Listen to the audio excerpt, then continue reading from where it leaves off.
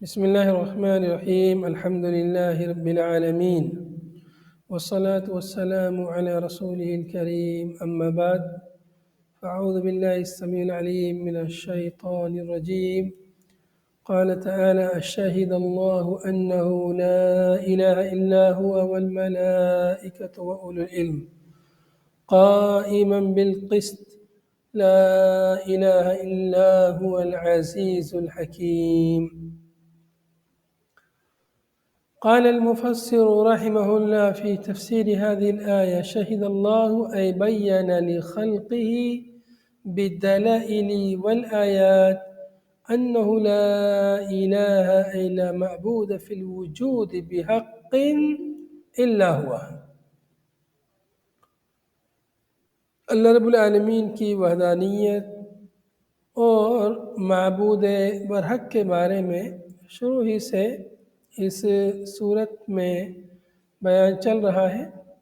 صورت میں جو ہے بیان گزرا ہے اللہ لا الہ الا هو الحی القیوم، کہ معبود برحق وہ صرف اللہ رب العالمین ہے جو ان صفات کا حامل ہے، جو حی ہے، جو قیوم ہے، جس نے آسمانی کتابیں نازل فرمائی اور پھر اس کتابوں کے کچھ اوصاف گزرے، ان کتابوں کے ماننے والوں کے کچھ اوصاف گزرے۔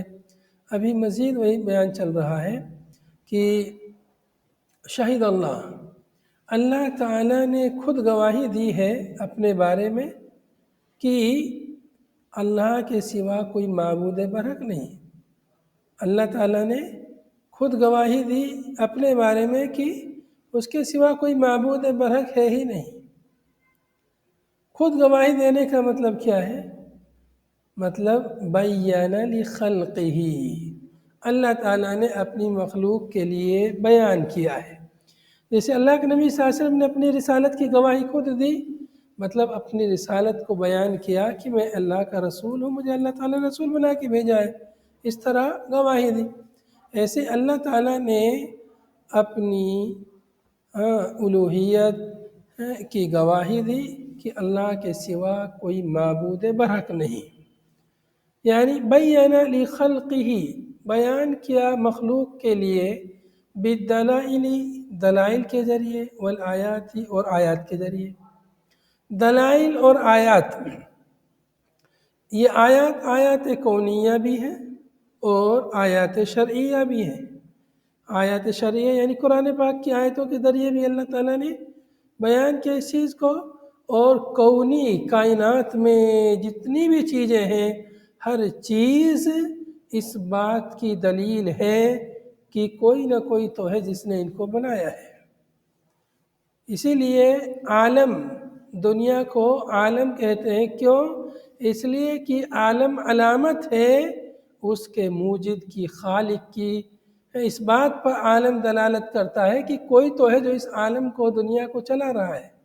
تو یہ عالم خود علامت ہے اپنے موجد کی، اپنے خالق کی، مالک کی۔ تو یہ سب کچھ، پوری کائنات، زمین، آسمان، سورج، چاند، ستارے، یہ سب اللہ کی آیت ہیں، اللہ کی نشانیاں ہیں، اپنے موجد کی علامت ہیں۔ تو ان کے ذریعے سے اللہ تعالیٰ نے بیان کیا، دلائل کے ذریعے، قرآن کے ذریعے، قرآن کو خود معجزہ بنا دیا اور قرآن میں آیتیں نازل کر دی، ہر طریقے سے بیان کر دیا کہ اللہ کے سوا کوئی معبود برحق نہیں۔ جو لوگ اللہ کو نہیں مانتے، فطرت پر پیدا ہونے کی وجہ سے، وہ بھی کہتے ہیں کہ اوپر والا، اب وہ اس پر ایمان نہیں رکھتے، اس کی بات نہیں مانتے، الگ بات ہے، لیکن اعتراف وہ بھی کرتے ہیں کہ اوپر والا ہے جو کچھ کر رہا ہے۔ تو اللہ رب العالمین نے اس چیز کو بیان کر دیا کہ اللہ کے سوا کوئی معبود برحق نہیں۔ شہید اللہ نے گواہی دی انہ لا الہ، لا معبود، الہ کا معنی اس سے پہلے گزر چکا ہے، معلوہ کے معنی میں، یعنی معبود کے معنی میں، اے لا معبود فی الوجود بحق، اس لیے کہ ناحق تو بہت سارے معبود ہیں، اس لیے بحق کہا۔ بہت سارے باطل، لاکھوں کروڑوں اربوں جو ہیں انگنت معبود مل جائیں گے، لیکن وہ سب باطل معبود ہیں۔ تو یہاں پر معبود سے مراد کون ہے؟ معبود برحق، اور جو نفی ہے وہ تمام باطل معبودوں کی نفی ہے۔ لا الہ الا ہوا، یہی کلمہ توحید ہے، یہی کلمہ طیبہ ہے۔ لا الہ الا ہوا قرآن پاک میں دوسرے مقام پر ہے، فَاعْلَمْ أَنَّهُ لَا إِلَهَ إِلَّا اللَّهُ۔ تو کلمہ توحید لا الہ الا اللہ عقیدے میں آپ لوگوں نے پڑھا ہوگا کہ اس کی 7 شروط ہیں۔ کلمہ توحید کی 7 شرطیں ہیں، بعض نے 8 شرطیں ذکر کی ہیں۔ مختصراً سمجھ لیجئے: علم، یقین، اخلاص و صدقک مع محبت و انقیاد والقبول لہا۔ یہ 7 شرطیں ہیں کلمہ توحید کی۔ 8ویں شرط اور بعض علماء نے اضافہ کیا ہے، والکفر بما سواہ۔ علم، پہلی شرط کیا ہے؟ علم، یعنی یہ چیز علم میں ہونی چاہیے، معلوم ہونی چاہیے کہ اللہ رب العالمین معبود برحق ہے۔ پھر اس پر یقین ہونا چاہیے، مطلب شک نہیں ہونا چاہیے۔ پہلی چیز علم ہے، مطلب اس سے جہالت نہیں ہونی چاہیے کلمہ توحید اور اس کے معنی سے، اس کے مقتضیات سے، وہ معلوم ہونا چاہیے۔ اس کے لیے انسان جیسے اپنی زندگی کے لیے کوشش کرتا ہے، ویسے کلمہ توحید اس کے مقتضیات کو سیکھنے کے لیے اسے کوشش کرنی چاہیے۔ علم، اس کے بعد یقین، مطلب شک نہیں ہونا اس کے معنی میں، بالکل یقین ہونا چاہیے۔ اس کے بعد ہے انقیاد، قبول ہے اس کے بعد، مطلب اس چیز کو قبول کرے اپنی زبان کے ذریعے، اپنے دل کے ذریعے۔ اس کے بعد انقیاد ہے، اس کے سامنے سر تسلیم کر دے، سر تسلیم خم کر دے، اس پر عمل کرے۔ ایسا نہیں صرف زبان سے تو کہہ دیا ہاں ہاں لا الہ الا اللہ، لیکن اس پر عمل نہیں کرے، اللہ کی عبادت نہ کرے، نماز نہ پڑھے وغیرہ عبادتوں کو نہ کرے، تو یہ پھر اس کے تقاضے پورے نہیں ہوئے کلمے کے۔ اس کے بعد ہے اخلاص، اللہ رب العالمین کے لیے، اور اس کلمے میں اخلاص ہونا چاہیے کہنے میں۔ ایسا نہیں کہ منافقین کی طرح اوپر اوپر سے کہہ دیا اور دل میں شرک چھپائے ہوئے ہیں، اخلاص ہونا چاہیے۔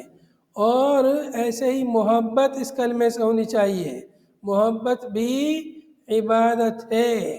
تو اس کلمے سے، اس کے مقتضیات سے جو کچھ یہ شامل ہے، ان سے محبت بھی ہونی چاہیے۔ اور کیا بچا ہے؟ علم، یقین، اخلاص، صدق کا، سچا، مطلب آپ کو اس کلمے کے کہنے میں سچا ہونا چاہیے، جھوٹا نہیں ہونا ہے، بالکل سچائی کے ساتھ اس کلمے کو پڑھنا ہے، اس کو کہنا ہے، اس کو سمجھنا ہے، اس پر عمل کرنا ہے۔ تو یہ چند شرطیں ہیں کلمہ توحید کی، جن کے بغیر اس کلمے کا حق ادا نہیں ہو سکتا ہے۔ لا الہ الا ہوا، لا معبود فی الوجود بحق، وجود میں کوئی برحق معبود نہیں الا ہوا سوائے اللہ کے۔ وشہد بذالک، اور اس چیز کی گواہی، لا الہ الا ہوا یا لا الہ الا اللہ، اللہ کے سوا کوئی معبود برحق نہیں، فرشتوں نے بھی اس کی گواہی دی ہے۔ یہاں پر ایک چیز اور جان لیجئے، لا الہ الا ہوا، کلمہ توحید لا الہ الا اللہ، اس کی 2 اساس ہیں، یا یوں کہیں کہ 2 رکن ہیں، ایک نفی اور ایک اثبات۔ لا الہ میں تمام باطل معبودوں کی نفی ہو گئی کہ کوئی معبود برحق نہیں ہے، یہ نفی ہے۔ دوسرا جملہ الا اللہ، یا دوسرا رکن، دوسری اساس الا اللہ، یہ اثبات ہے۔ تو کلمہ توحید کی 2 اساس ہیں یا 2 رکن ہیں، ایک نفی اور ایک اثبات۔ اگر کوئی ایک کا بھی انکار کرے گا تو وہ مسلمان مومن نہیں ہو سکتا ہے۔ مسلمان ہونے کے لیے دونوں چیزیں ضروری ہیں۔ اگر کوئی نفی کرے کہ کوئی معبود نہیں ہے تو وہ مسلمان نہیں ہو سکتا ہے، اور اگر کوئی صرف اس بات کرے کہ اللہ تعالیٰ معبود ہے اور باقی معبودوں کا انکار نہیں کرے تو بھی مسلمان نہیں ہو سکتا۔ ایسے اگر مسلمان ہوتے تو کفار مکہ بھی مسلمان ہوتے، اس لیے کہ وہ بھی اللہ کو معبود مانتے تھے، لیکن صرف اللہ ہی کو معبود نہیں مانتے تھے، وہ اللہ کے علاوہ اور دوسروں کو بھی معبود جیسا مانتے تھے، یا عبادت کرتے تھے غیر اللہ کی، ان سے دعا کرتے تھے، فریاد کرتے تھے، اور جو اللہ کے خصائص، جو اللہ کی خصوصیات، جو اللہ کے حقوق ہیں، ان کو وہ دوسروں کے لیے دیتے تھے۔ تو اس لیے کلمہ توحید کے دو رکن، دو اساس، نفی اور اثبات، ان دونوں کو اچھی طریقے سے ذہن نشین کر لیجئے۔ نفی بھی ضروری ہے، کیونکہ اگر نفی نہیں رہے گی، گندگی، شرک اور غلاظت کی جو شرک اور کفر کی جو غلاظت ہے اس کو اگر صاف نہیں کریں گے، اس میں آپ کتنی بھی اچھی چیز ڈالیں گے تو وہ بھی گندی ہو جائے گی۔ تو شرک اور کفر یہ سب سے بڑی گندگی ہے۔ تو جب بھی آپ کوئی اچھی چیز کہیں رکھیں گے تو پہلے وہاں سے گندگی کو صاف کریں گے۔ تو پہلے دل سے شرک اور کفر کی جو غلاظت ہے، گندگی ہے، اس کو نکالنا پڑے گا، پھر اس میں کلمہ توحید کو رکھیں گے تب وہ پاک صاف رہے گا۔ تو اس لیے کلمہ توحید کے دو رکن ہیں، دو اساس ہیں، نفی اور اثبات، اور اس کی شرطیں ہیں 7 یا 8 شرطیں ہیں۔ اس چیز کی گواہی اللہ تعالیٰ نے دی ہے، اور فرشتوں نے بھی اس کی گواہی دی بالاقراری، اقرار کے ذریعے۔ فرشتوں نے بھی اقرار کے ذریعے، اقرار باللسان ہو یا اقرار بالقلب ہو یا عمل بالجوارح ہو، انہوں نے بھی اس چیز کی گواہی دی ہے، فرشتوں نے بھی۔ وَأُولُو الْعِلْمِ، اور اولو العلم، علم والے، من الانبیاء، انبیاء میں سے، مومنین میں سے، بالاعتقاد واللفظ، اعتقاد اور لفظ کے ذریعے۔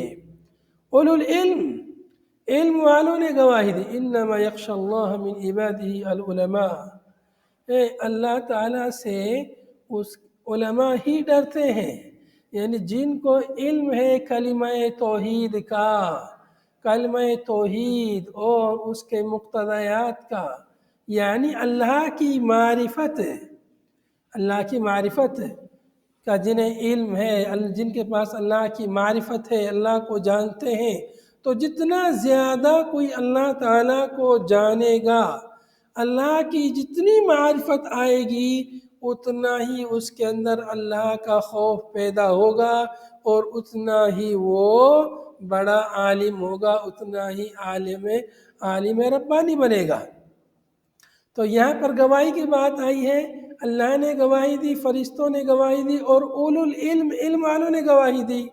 تو علم بھی یہ شرط ہے، علم کلمہ توحید کے جو شرائط ہیں ان میں پہلی شرط علم ہی ہے کہ فَعْلَمْ أَنَّهُ لَا إِلَهَ إِلَّا اللَّهُ۔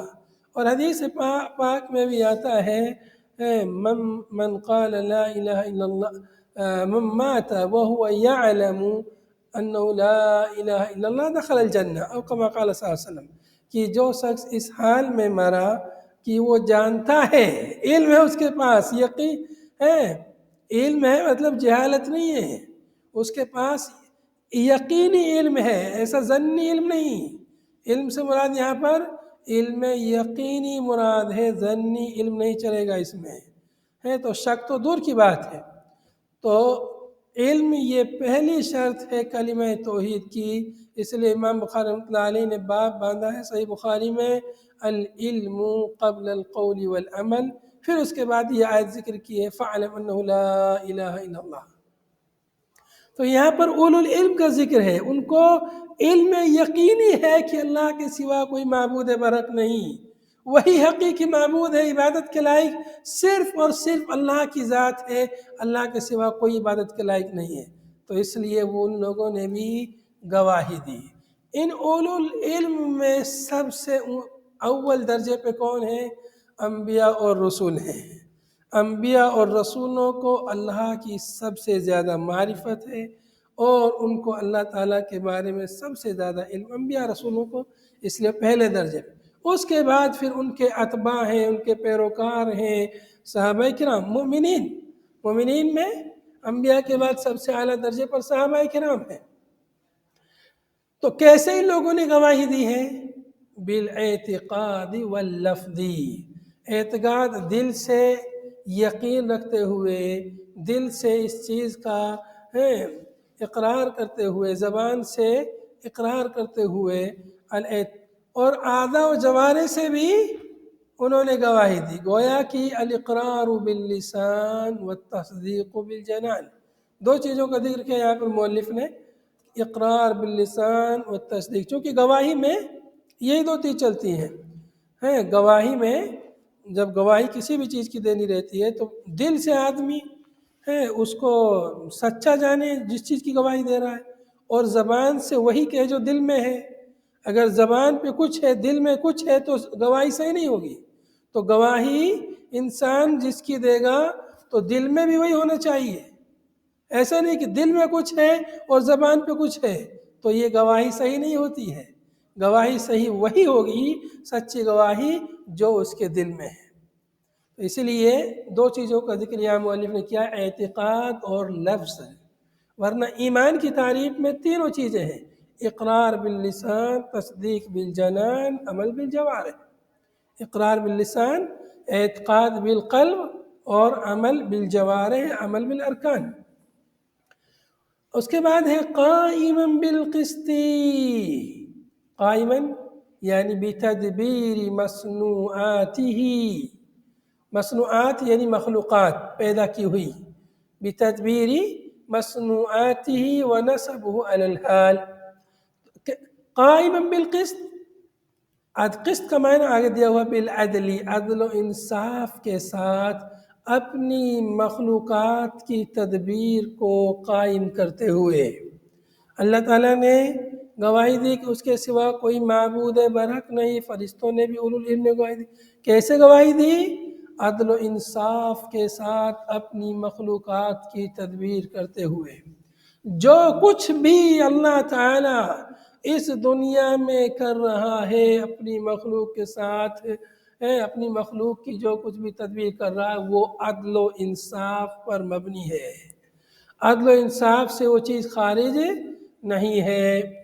قائمن کو نصبہ علی الحال، اس کو نصب ملا ہے حال کی بنا پر، والعامل فیہا معنی الجملتی، اور اس میں عامل جملے کا معنی ہے۔ جملے سے مراد کیا ہے؟ یعنی جملہ لا الہ الا ہوا، اس جملے کا معنی کیا ہے؟ یعنی تفردہ، تفردہ اللہ رب العالمین الوہیت میں منفرد ہے، اس کے ساتھ کوئی شریک نہیں ہے۔ بالعدل، قسط کا معنی اگر یہ رباعی آئے اقسطا سے تو اس کا معنی ہوتا ہے انصاف کے، اور اگر ثلاثی ہے تو اس کے معنی ظلم کے معنی میں آتے ہیں، بالکل برخلاف۔ پھر یہاں پر دوبارہ کہا لا الہ الا ہوا، کررہ تاکیداً، مکرر اس کو ذکر کیا تاکید کے لیے، چونکہ اصل بیان تو اسی کا ہے تو اس کی تاکید، اس کے معنی کی تاکید کے لیے لفظی تاکید یہاں پر لائے ہیں، اور مکرر یا تکرار اس کی یہاں پر لائے ہیں تاکہ معنی میں مزید جو ہے تاکید پیدا ہو جائے۔ العزیز فی ملکہ، یعنی هو العزیز، وہ اللہ تعالیٰ عزیز ہے، جس اللہ نے گواہی دی جو معبود برحق ہے وہ اللہ ایسے ہی معبود نہیں ہے، وہ عزیز ہے، غالب ہے، اپنی ملک میں، اپنی سلطنت میں، اپنی بادشاہت میں، اپنی کاریگری میں، ہر چیز میں وہ عزت والا ہے، غلبے والا ہے۔ الحکیم فی صنعہ، اپنی کاریگری میں جو کچھ بھی اس نے کیا ہے، جو کچھ بھی مخلوق پیدا کی جو اس کے ساتھ کر رہا ہے، اللہ رب العالمین اس میں حکیم ہے، حکمت والا ہے، کوئی بھی کام اس کا حکمت سے خالی نہیں ہے، ہر چیز میں اس کی حکمت ہے۔ آگے فرمائے ان الدین عند اللہ الاسلام، یقیناً پسندیدہ دین اللہ کے نزدیک وہ دین اسلام ہے۔ اب یہاں پر جو بات ہوئی اس آیت میں وہ ایمان کی بات ہوئی ہے، لا الہ الا ہوا، اس کا تعلق کس سے ہے؟ ایمان سے ہے۔ باقی اسلام سے بھی تعلق ہے اس کا۔ ایمان اور اسلام یہ دونوں اصطلاحات جب ایک ساتھ جمع ہوتی ہیں تو دونوں کا الگ الگ معنی ہوتا ہے، لیکن جب صرف ایمان کا ذکر آئے تو اس میں اسلام داخل ہے، اور جب اسلام کا ذکر آئے تو اس میں ایمان بھی داخل ہے۔ لیکن جب دونوں ایک ساتھ آئیں تو ایمان سے مراد ارکان ایمان یا جو ہے باطنی اعمال، اور اسلام سے مراد ظاہری اعمال جن کا حدیث جبریل میں ذکر ہوا ہے، کلمہ توحید اشہد ان لا الہ الا اللہ، اس کے بعد نماز، روزہ، زکوٰۃ، حج، یہ 5 اسلام کے ارکان ہیں اور ان کے ملحقات اس میں داخل ہیں۔ تو یہاں پر ایمان کی بات ہوئی، اب یہاں پر اسلام کی بات ہو رہی ہے۔ یقیناً دین المرضیہ، پسندیدہ دین، اللہ کا محبوب دین، ان اللہ، ان اللہ کے نزدیک، ان اللہ کے علم میں، اللہ کے یہاں کون سا دین ہے؟ هو الاسلام، وہ دین اسلام ہے۔ اسلام سے مراد کیا ہے؟ الشرع المبعوث به الرسول، وہ شریعت ہے جس کو دے کر کے یا جس کو لے کر کے رسول آئے، رسولوں کو جس شریعت کے ساتھ مبعوث کیا گیا، بھیجا گیا، جو شریعت، جو دین اللہ تعالیٰ نے رسولوں کو دیا، وہ دین کیا ہے؟ وہ دین اسلام ہے۔ یعنی تمام رسولوں کا دین اسلام ہے۔ ایسا نہیں کہ صرف محمد صلی اللہ علیہ وسلم کا دین اسلام ہے، پہلے رسولوں کا دین کچھ اور نہیں، سب کا دین اسلام ہے، جو کہ المبنی علی التوحید، جس دین کی بنیاد کس پر ہے؟ توحید پر۔ تو چونکہ تمام رسول توحید کو لے کے آئے، اساس سب کی ایک تھی، باقی کچھ فروعی مسائل میں اختلاف تھا زمانے کے حساب سے، ضرورت کے حساب سے، لیکن بنیاد سب کی ایک ہی تھی، کلمہ توحید۔ وفی قرأۃ بفتح انا، ایک قرأت میں اس کو انا پڑھا گیا ہے حمزہ کے فتح کے ساتھ، بدل من انہ، اوپر جو انا گزرا ہے پیچھے، اس انہ سے بدل مانتے ہوئے اس کو انا پڑھا ہے، الی آخر، ہی آخر تک، یعنی بدلے استعمال اس کو معنی ہے، چونکہ یہ جو معنی ہے کلمہ توحید، یہ اسلام میں جو اس کو بھی شامل ہے، تو اس لیے اس کو اس سے بدلے استعمال معنی ہے۔ باقی اگر جو ہے بدلے کل بھی اس کو لے سکتے ہیں، اس لیے کہ اسلام اور ایمان جو ہے دونوں ایک دوسرے کے معنی میں بھی استعمال ہوتے ہیں۔ وَمَا اخْتَلَفَ الَّذِينَ أُوتُوا الْكِتَابَ، اور جن لوگوں کو کتاب دی گئی، الذین اوتوا الکتاب، جن لوگوں کو کتاب دی گئی، یہ کون لوگ ہیں؟ یہود و نصارہ۔ ان لوگوں نے اختلاف نہیں کیا فی الدین، دین میں، مگر الا من بعد ما جاءہ العلم، مگر ان کے پاس علم آ جانے کے بعد۔ کیسے اختلاف کیا ان لوگوں نے؟ بِأَنْ وَحَّدَ بَعْضٌ وَكَفَرَ بَعْضٌ، اس طور پر کہ ان میں سے بعض لوگوں نے اللہ کی وحدانیت کا اقرار کیا، اعتراف کیا، تسلیم کیا، اور بعض لوگوں نے انکار کیا۔ تو یہ اختلاف کب کیا ان لوگوں نے؟ الا من بعد ما جاءہ العلم بالتوحید، بعد اس کے کہ ان کے پاس توحید کا علم آ گیا تھا، اللہ کی توحید، اللہ کی وحدانیت کا علم آنے کے باوجود، اللہ کی کتاب آنے کے باوجود، وَلَقَدْ آتَيْنَا مُوسَىٰ الْكِتَابَ، اللہ تعالیٰ نے سورہ بقرہ میں پیچھے جو ہے بات گزر چکی ہے کہ ہم نے موسیٰ علیہ السلام کو کتاب دی، اس کے باوجود انہوں نے اختلاف کیا، اس کے باوجود انہوں نے بچڑوں کو معبود بنایا۔ پھر علم آنے کے باوجود انہوں نے اختلاف کیا، بغیا من الکافرین، کافرین سے ضد کرتے ہوئے، کافر جو تھے، کفار، ان کی ضد میں انہوں نے اختلاف کیا، بغیا بینہم، آپس میں انہوں نے، یا من الکافرین کا معنی کر سکتے ہیں کافرین کی جانب سے، بغیا بین، آپس میں یعنی ضد کرتے ہوئے، آپس میں ایک دوسرے سے حسد کرتے ہوئے انہوں نے، یا بغی کا معنی ظلم و زیادتی کا معنی میں آتا ہے، تو ظلم و زیادتی کرتے ہوئے آپس میں، یا یہ کہ ضد کرتے ہوئے آپس میں انہوں نے یہ اختلاف کیا۔ علم موجود ہے، اللہ کی کتاب موجود ہے، سب کچھ موجود ہے، پھر بھی ان لوگوں نے دین میں اختلاف کیا، یہاں تک کہ کفر تک پہنچ گئے۔ اس لیے فرمایا وَمَن يَكْفُرْ بِآيَاتِ اللَّهِ فَإِنَّ اللَّهَ سَرِيعُ الْحِسَابِ، اور جو شخص اللہ کی آیتوں کا کفر کرے گا، اللہ کی آیتوں کے ساتھ کفر کرے گا یا ان کا انکار کرے گا، یقیناً اللہ رب العالمین سریع الحساب ہے، بہت جلدی حساب لینے والا، مطلب المجازات لہو، جو انکار کرے گا اللہ رب العالمین اس کو اس کے عمل کا بدلہ اللہ تعالیٰ دے گا، المجازات، اللہ تعالیٰ اسے اس کے عمل کا بدلہ دے گا۔ فَإِنْ حَاجُّوكَ خَاصَمَكَ الْكُفَّارُ يَا محمد فی الدین، اگر آپ سے اے محمد صلی اللہ علیہ وسلم یہ کفار لوگ آپ سے مخاصمہ کریں، محاجہ کریں، حجت بازی کریں، جدال کریں، لڑائی کریں، جھگڑا کریں فی الدین، دین کے بارے میں، فَقُلْ لَهُمْ، تو آپ ان سے کہہ دیجئے اسلمت وجہی للہ، ہے یہاں پر مؤلف نے ذکر کیا ہے، یہ یہاں پر تشدید وجہی للہ، اصل مصحف میں وجہی للہ ہے، اسلمت وجہی للہ، میں نے میرے چہرے کو اللہ کے لیے یا اللہ کا فرما بردار بنا دیا۔ اصطلاحی ترجمہ کریں گے تو میں نے اللہ کے سامنے سر تسلیم خم کر دیا، اللہ کے سامنے سر تسلیم خم کر دیا، یعنی انقدت لہ انا ومن اتبعنی، میں اور میرے پیرے کاروں نے اللہ کے سامنے سر تسلیم خم کر دیا، اللہ کی اطاعت اور فرما برداری کو مان لیا۔ تو یہ اسلمت وجہی کا جو ذکر آیا ہے، انقاد، یہ بھی ایمان کے یا کلمہ توحید کے جو شرائط ہیں ان میں سے یہ بھی ایک ہے، انقاد یعنی اللہ کے سامنے سر تسلیم خم کر دینا، بات مان لینا۔ تو وجہ کا ذکر آیا ہے، کیوں؟ وَخُصَّ الْوَجْهُ، وجہ کو بالخصوص ذکر کیا ہے، کیوں؟ لِشَرَفِهِ، اس کے مشرف مکرم ہونے کی وجہ سے، کیونکہ یہ وجہ ہی جو ہے انسان کے جسم میں سب سے زیادہ جو ہے یعنی مشرف ہے۔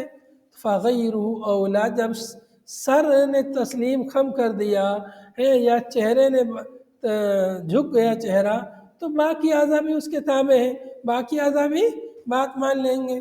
تو اس لیے وجہ کو بالخصوص ذکر کیا ہے، کیونکہ وہ مشرف ہے اور اسی کے ذریعے توجہ بھی ہوتی ہے، کوئی کسی کی طرف جو ہے دیکھتا ہے تو اپنا چہرہ، اپنا وجہ ادھر گھماتا ہے، اس کی طرف کرتا ہے تو اس سے توجہ ہوتی ہے۔ تو یہاں پر فرمایا کہ اگر یہ لوگ آپ سے حجت بازی کریں، دلائل کے آنے کے باوجود بھی یہ لوگ دین کے بارے میں آپ سے مباحثہ کریں، تو آپ کہہ دیجئے کہ میں نے تو میرے پیرے کاروں نے تو اللہ کے سامنے سر تسلیم خم کر دیا، اللہ کے دین کو دین مان لیا، اللہ کی اطاعت اور پیروکاری کو ہم نے تسلیم کر لیا ہے۔ وَقُلْ لِلَّذِينَ، اب آپ مانو یا نہ مانو، لیکن ہم نے تو اللہ کے سامنے سر تسلیم خم کر دیا، آپ کو بھی ہم نے یہ بات بتا دی، حق بات، اب آپ نہیں مانتے تو یہ آپ کی مرضی، لیکن جو ہے ہم نے تو اللہ کے سامنے سر تسلیم خم کر دیا ہے۔ وَقُلْ لِلَّذِينَ أُوتُوا الْكِتَابَ، اور کہہ دیجئے ان لوگوں کو جنہیں کتاب دی گئی ہے، یعنی یہود و نصارہ کو، وَالْأُمِّيِّينَ، اور امی یعنی مشرکین عرب، ان پڑھ لوگ، ان سے کہہ دیجئے اسلمتم، کیا تم اسلام لائے؟ تو یہاں پر استفہام، یہ استفہام ہے لیکن یہ امر کے معنی میں، اسلمتم، کیا تم اسلام لائے؟ تو حمزہ استفہامیہ بمعنی امر ہے، حمزہ استفہامیہ بمعنی امر کیوں ہے؟ تلطفاً و تعنیساً بالدعوہ، یعنی ان سے کوئی چیز جو ہے، ایک چیز حکم ہوتی ہے، ایک چیز ہے سوالی انداز میں کرنا، تو دونوں میں بہت فرق ہوتا ہے۔ سوالی انداز میں جب آپ کسی سے کوئی بات کہیں گے تو اس کو لگے گا کہ مجھے آرڈر نہیں دے رہا ہے، سوالی انداز میں کر رہا ہے تو بات مان لے گا۔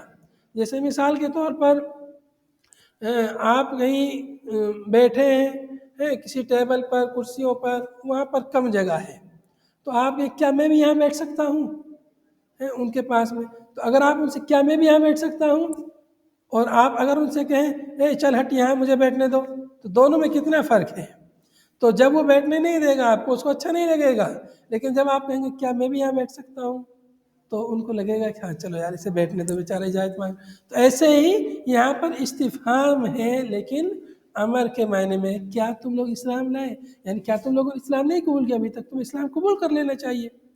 فَإِنْ أَسْلَمُوا فَقَدْ اهْتَدَوْا، اگر وہ اسلام لے آتے ہیں تب تو وہ ہدایت پا گئے، من الضلال، گمراہی سے تب وہ بچ گئے۔ وَإِن تَوَلَّوْا اگر وہ اسلام نہیں لاتے ہیں، پیٹ پھیر لیتے ہیں، منہ موڑ لیتے ہیں اسلام سے، اگر وہ اسلام سے منہ موڑ لیتے ہیں، اسلام قبول نہیں کرتے، فَإِنَّمَا عَلَيْكَ الْبَلَاغُ، تو اے نبی صلی اللہ علیہ وسلم آپ کو مایوس ہونے کی ضرورت نہیں ہے، آپ کا جو کام ہے وہ ہو گیا۔ فَإِنَّمَا عَلَيْكَ الْبَلَاغُ، یقیناً آپ کی جو ذمہ داری ہے وہ بلاغ کی ہے۔ بلاغ یعنی تبلیغ للرسالہ، رسالت ہے اللہ کے پیغام کو پہنچانے کی آپ کی ذمہ داری، وہ ادا ہو گئی۔ فَإِنَّمَا عَلَيْكَ الْبَلَاغُ، اگر وہ نہیں مانتے مت مانے، فَإِنَّمَا عَلَيْكَ الْبَلَاغُ، آپ کی ذمہ داری تو تبلیغ کرنے کی ہے، یقیناً آپ کے اوپر تبلیغ کرنا ہے، وہ آپ نے کر دیا، اس لیے آپ اپنی ذمہ داری سے بری ذمہ ہو گئے۔ وہ نہیں مانتے مت مانے، آپ ٹینشن مت لیجیے، آپ نے اپنا کام پورا کر دیا۔ واللہ بصیر بالعباد، اور اللہ تعالیٰ اپنے بندوں کو دیکھ رہا ہے، دیکھتا ہے کون بندہ کیا کر رہا ہے، کون اسلام لا رہا ہے، کون اسلام نہیں لا رہا، کون قبول کر رہا ہے، کون قبول نہیں کر رہا، اللہ کو سب معلوم ہے۔ فمجازیہم باعمالہم، لہذا اللہ ان کو ان کے اعمال کی جزا دے گا۔ وہذا قبل الامر بالقتال، مؤلف کہہ رہے ہیں کہ یہ جو بات ہے یہاں اتنے پیار والی بات جو ہے، یہ جہاد کے حکم سے پہلے کی بات ہے۔ اسلم تم جو یہ بات کہی گئی ہے، وَإِن تَوَلَّوْا فَإِنَّمَا عَلَيْكَ الْبَلَاغُ، یہ جہاد سے پہلے کا حکم ہے۔ تو یہاں پر ابھی بھی یہ حکم، یعنی جہاں بھی جیسی ضرورت ہو، جیسے حالات ہو، حکمت جو تقاضا کرے، ابھی بھی یہ حکم باقی ہے، ایسا نہیں کہ حکم منسوخ ہو گیا، ابھی بھی جہاں بھی جیسے حالات میں اس کی ضرورت پڑے، اس انداز کو، اس اسلوب نبوی کو اسلوب قرآن کو ہمیں اپنانا چاہیے دعوت کے معاملے میں۔ ان آیات میں دین کا ایک دم نچوڑ اور خلاصہ بیان ہو گیا ہے۔ توحید کی تقریباً تینوں قسموں کا ذکر اس میں آ گیا ہے۔ توحید کی جو اصل قسم توحید الوہیت، جس کے لیے اللہ تعالیٰ نے نبی رسولوں کو بھیجا، آسمانی کتابوں کو نازل فرمایا، انسان اور جن کو پیدا کیا، اس قسم پر خاص زور ان آیتوں میں جو ہے دیا گیا ہے۔ آخر میں اللہ تعالیٰ سے دعا ہے، اللہ تعالیٰ ہمیں جو ہے توحید پر سچا پکا عمل کرنے والا بنائے، اور اللہ تعالیٰ میں جب تک زندہ رکھے، اسلام پر زندہ رکھے، جب موت دے ایمان کی حالت میں موت دے۔ وآخر دعوانا ان الحمدللہ رب العالمین، سبحانک اللہم وبحمدک، نشہد ان لا الہ الا انت، نستغفرک ونتوب الیک۔